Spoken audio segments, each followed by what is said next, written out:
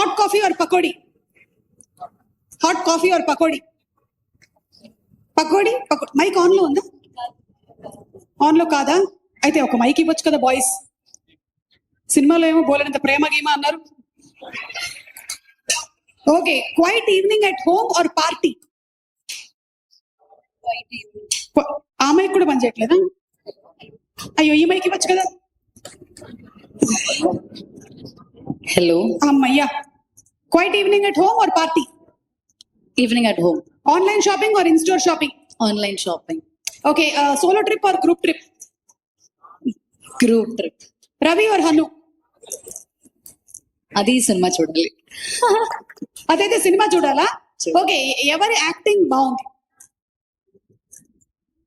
They are good, like their own ways. They are good. Okay, సరే అయితే ఇలా మీరు చెప్పరు కానీ ఆ యారో మార్క్ ఏదమ్మా ఇవ్వండి ఒకసారి.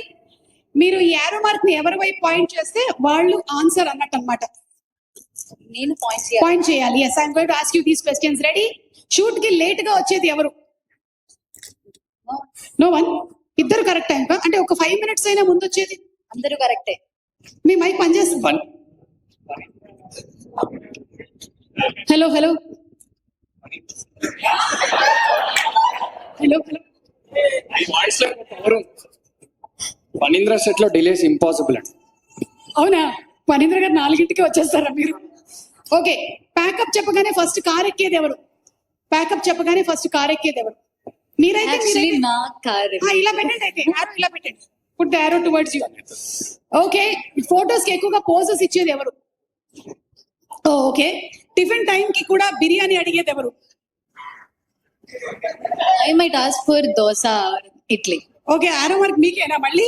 డైరెక్టర్ యాక్షన్ చెప్పగానే డిస్టర్బ్ చేసేది ఎవరు? డైరెక్టర్ యాక్షన్ చెప్పగానే డిస్టర్బ్ చేసేది ఎవరు?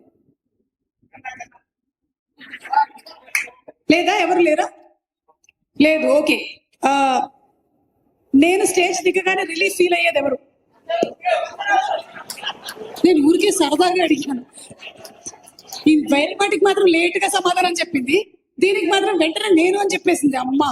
ఓకే, సెట్ లో ప్రాంక్లు ఎక్కువగా చేసేది ఎవరు? Prank. No one prank.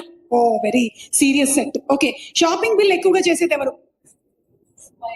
Sumayya. Okay, ఎవరికి సీక్రెట్ గా లవర్ ఉన్నారు? లలిత.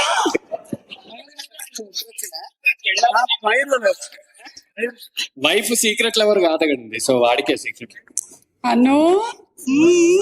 ఓకే, మేకప్ లేకుండా బయటికి వెళ్ళడానికి భయపడేది ఎవరు?